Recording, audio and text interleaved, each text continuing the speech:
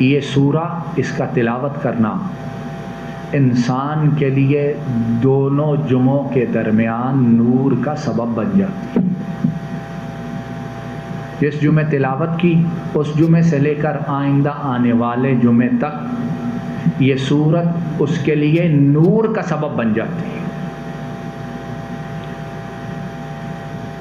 اور ہم ہر جگہ ظلمتوں سے بھاگتے اور روشنیوں کی طرف آتے، ناکامیوں سے ڈرتے اور کامیابیوں کا انتظار کرتے ہیں۔ تو یہ نور جو ہے یہ اور کیا ہے؟ ہدایت، رحمت، برکت، دنیاوی کاموں میں اور آخرت کے لیے تیاری بھی۔ دو جمعوں کے درمیان اللہ رب العالمین اس سورت کی تلاوت کی وجہ سے پڑھنے والے کے لیے نور کا بندوبست کر دیتے ہیں۔ اب کتنے ہیں جو اس سورہ کو پڑھتے ہیں؟ گھر میں بجلی چلی جائے یا بلب فیوز ہو جائے یا ٹیوب لائٹ کو خراب ہو جائے تو اس کو لینے کے لیے ہم کتنی محنت کرتے ہیں؟ قریب سے نہیں، دور سے، دور سے نہیں، اس سے آگے وہاں تک جاتے ہیں، ہر صورت لے کر آتے ہیں کہ اندھیرے میں کام نہیں چلتا، روشنی کے بغیر گزارا نہیں ہوتا۔ حالانکہ معلوم نہیں یہ روشنی جہاں فائدہ پہنچاتی ہے وہاں اس کے نقصانات بھی ہیں، لیکن جو نور اللہ کا پیدا کرتا، جو نور اللہ کا عطا کردہ اور اللہ کی طرف سے جو برکت دنیاوی اور آخرت کے کاموں میں ہوگی، اس میں تو فائدہ ہی فائدہ، نقصان کوئی نہیں۔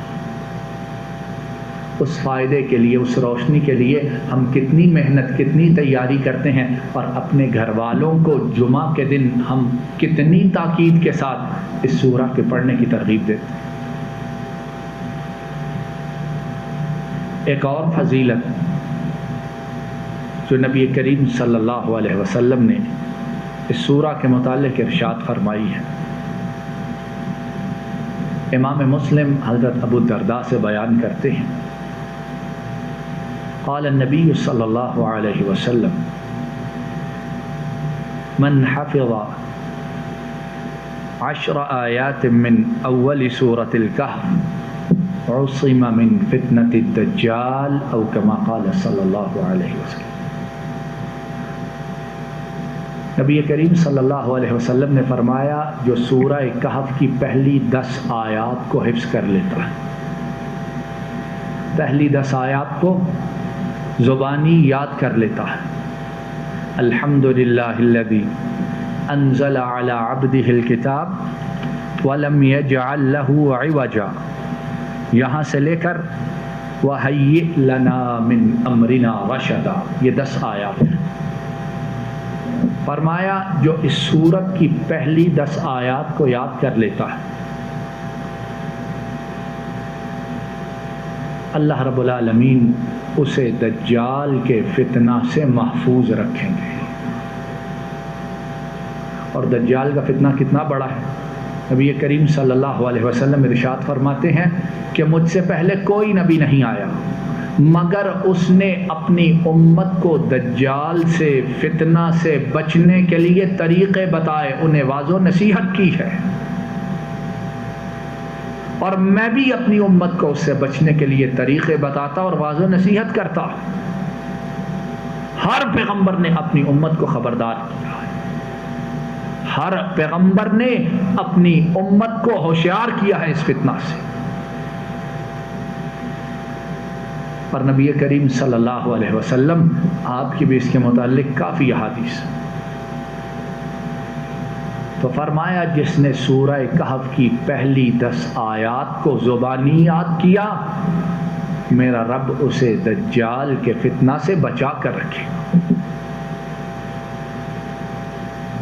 اور کسی کو معلوم نہیں کہ دجال کا فتنہ، دجال کا ظہور کب ہو جائے اور کب اس فتنے کی زد میں آ جائے۔ اور وہ فتنہ وہ ہے کہ ایمان دلوں سے نکل جائیں گے، ظلم و جور، تباہی و بربادی، فساد زمین پر برپا ہو جائے گا، اور جو اس کے پیچھے لگا وہ ہمیشہ کے لیے تباہ و برباد ہو جائے۔ تو اس سورت کی جو پہلی 10 آیات ہیں، جس نے زبانی یاد کیا اللہ اسے دجال کے فتنہ سے محفوظ رکھے۔ بعض روایات میں، اور وہ بھی مسلم ہی میں ہیں، آپ نے فرمایا جس نے سورہ کہف کی آخری 10 آیات کو یاد کیا۔ اس روایت میں ہے پہلی 10، ایک اور روایت میں ہے جس نے سورہ کہف کی آخری 10 آیات کو یاد کیا اسے اللہ دجال کے فتنہ سے بچا کر رکھے۔ تو دونوں روایتوں کے درمیان جمع تطبیق کیسے ہوگی؟ وہ یہ ہے کہ آدمی پہلی 10 آیات کو بھی یاد کر لے اور آخر کی 10 آیات کو بھی یاد کر لے۔ اللہ رب العالمین ان آیات کو یاد کرنے والے کو انشاءاللہ دجال کے فتنہ سے محفوظ رکھے۔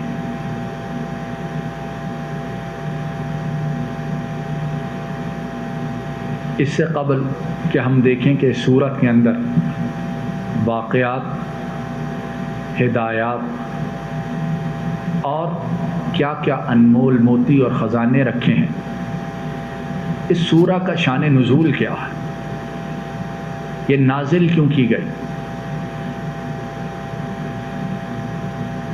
مفسرین بیان کرتے ہیں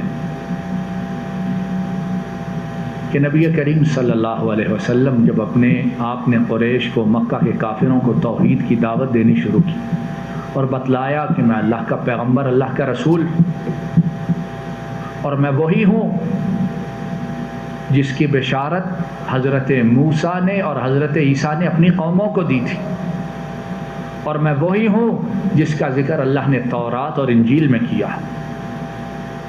اور میں خاتم النبیین ہوں۔ قریش والے کہنے لگے کہ کیوں نہ ایسا کریں کہ یہودی مدینہ، تب مدینہ یثرب تھا، آپ نے ابھی ہجرت نہ کی تھی، آپ مکہ ہی میں تشریف فرما تھے۔ قریش کے مشرک کافر کہنے لگے کہ کیوں نہ ہم اپنے کچھ آدمیوں کو مدینہ والے یہودیوں کی طرف بھیجیں، کیونکہ یہودی اہل کتاب ہیں، یہودی اہل کتاب ہیں، اور ان کی کتاب کا نام کیا ہے؟ کیا نام ہے؟ تورات۔ یہودی جو ہیں ان کی کتاب جو ان پر نازل، ان کے حضرت موسیٰ پر آئی، وہ کون سی تھی؟ تورات تھی۔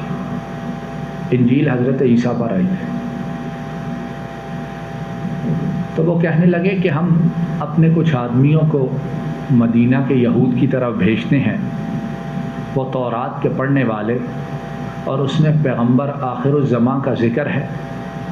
ان سے جا کر پوچھتے ہیں کہ بتاؤ جو تم لوگوں نے پڑھا، جو تمہارے پاس علم ہے، جو تمہاری کتاب ہے، اور اس میں آخری پیغمبر کی جو صفات بیان کی گئی ہیں، کیا وہ چیزیں محمد الرسول اللہ صلی اللہ علیہ وسلم میں پائی جاتی ہیں، اور کیا یہ سچے پیغمبر ہیں؟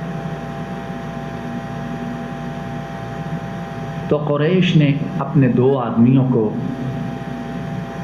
مدینہ یثرب بھیجا، ایک النضر بن الحارث اور دوسرا عقبہ بن ابی معیط۔ ان دونوں کو بھیجا کہ جاؤ وہاں کے یہودیوں سے پوچھ کر آؤ۔ دونوں گئے یثرب، ان سے جا کے کہا کہ ہمارے ہاں ایک شخص ہے اور وہ اس طرح اپنے آپ کو نبی کہتا ہے، اور وہ کہتا ہے کہ اس کا تذکرہ جو پہلے آسمانی کتابیں نازل ہوئی ہیں ان میں بھی ہے۔ تو اے یہودیوں، اے تورات کے پڑھنے والوں، بتاؤ کہ اس پیغمبر کا تذکرہ کیسا ہے، اور ہم کس طرح جان سکتے ہیں کہ یہ پیغمبر سچا پیغمبر ہے؟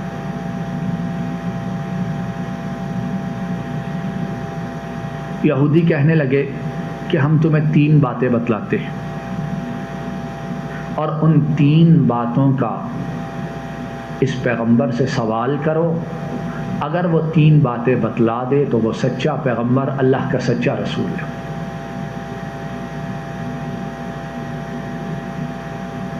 پہلی بات، اس پیغمبر سے سوال کرو کہ پہلی قوموں میں جوانوں کا ایک گروہ گزرا ہے، پچھلی قوموں میں ایک قوم ایسی تھی کہ ان میں جوانوں کا ایک گروہ تھا، اور ان کی قوم بتوں کی پوجا، بتوں کی عبادت اور غیر اللہ کی عبادت کرتی تھی۔ وہ نوجوان گروہ اپنی قوم والوں سے علیحدہ ہوئے اور انہوں نے ایک غار میں پناہ لی۔ پیغمبر سے جا کر سوال کرو کہ آپ ہمیں اس قصہ کے متعلق بتائیں کہ یہ سارا قصہ کیا تھا۔ اگر وہ سارا واقعہ تم لوگوں کو بتلا دے، بیان کر دے، تو پھر وہ پیغمبر سچا پیغمبر ہے۔ پہلا سوال یہ کرو کہ نوجوانوں کا وہ گروہ جو اپنی قوم سے علیحدہ ہوا، ایک اللہ کی عبادت کی، ایک غار میں جا کر انہوں نے بسیرا کیا، ان کا واقعہ ہمیں بتلائیں۔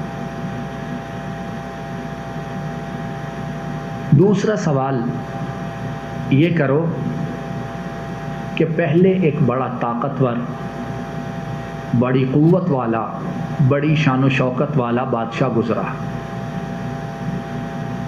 اور اس نے مشرق سے لے کر مغرب تک سفر کیا اور بہت بڑی دنیا کو فتح کیا، اپنے زیر نگی کیا، بہت بڑی دنیا اس کے تسلط میں آ گئی۔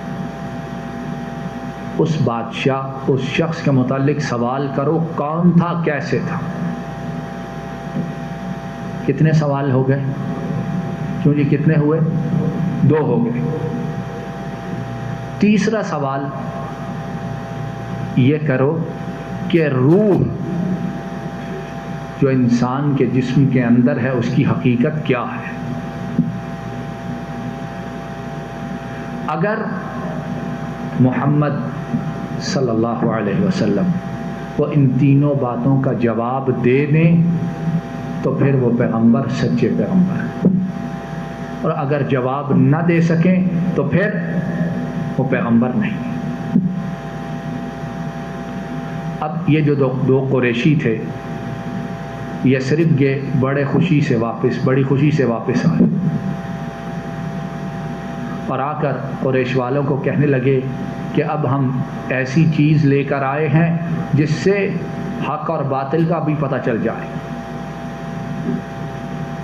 ابھی پتہ چل جائے گا کہ یہ اللہ کے پیغمبر ہیں کہ نہیں۔ اور پھر قریش والے نبی کریم صلی اللہ علیہ وسلم کے پاس آئے، تینوں سوال کیے اور کہا کہ ہمیں ان کے جواب دیجیے، اور اگر آپ ان کے جواب دے دیں گے تو ہم آپ کی نبوت پر ایمان لے آئیں گے، آپ جو کہتے ہیں اسے قبول کر لیں گے، اپنے معبودوں کو، اپنے بتوں کو، ہم نے جو الہ بنا رکھے ہیں اللہ کے سوا، ان کو چھوڑ دیں۔ نبی کریم صلی اللہ علیہ وسلم آپ نے جب ان سے یہ سنا تو آپ نے فرمایا ٹھیک ہے، ان تینوں سوالوں کے جواب میں تمہیں کل دوں گا۔ تینوں سوالوں کے جواب کب دوں گا؟ کیوں جی کب دوں گا؟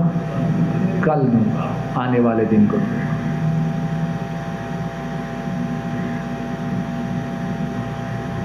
اب کل ہوئی تو جواب کوئی نہیں، اگلا دن آیا، جواب کوئی نہیں، سارا دن گزر گیا، جواب کوئی نہیں۔ اور پیغمبر جواب کیسے دیتے ہیں؟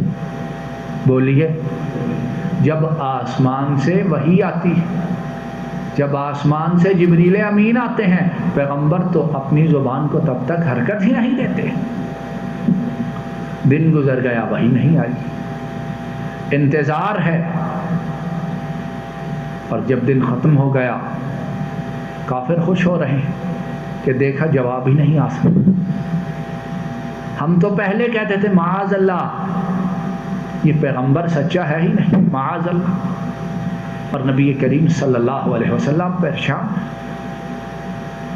آپ تو چاہتے تھے کہ ان تینوں سوالوں کے جواب دوں اور یہ لوگ ہدایت کے راہ پر آ جائیں، ہدایت پا جائیں، مسلمان ہو جائیں۔ دوسرا دن ہوا تب بھی جواب کوئی نہیں، تیسرا دن ہوا تب بھی جواب کوئی نہیں. پورے مکہ میں دہائی پڑ گئی, پورے مکہ میں شور اٹھ مچ گیا کہ 3 سوال پوچھے تھے, اہل کتاب نے بتائے تھے, جواب ہی نہیں آ رہا. ادھر وہ بدبخت خوش ہو رہے ہیں اور ادھر نبی کریم صلی اللہ علیہ وسلم پریشان ہیں.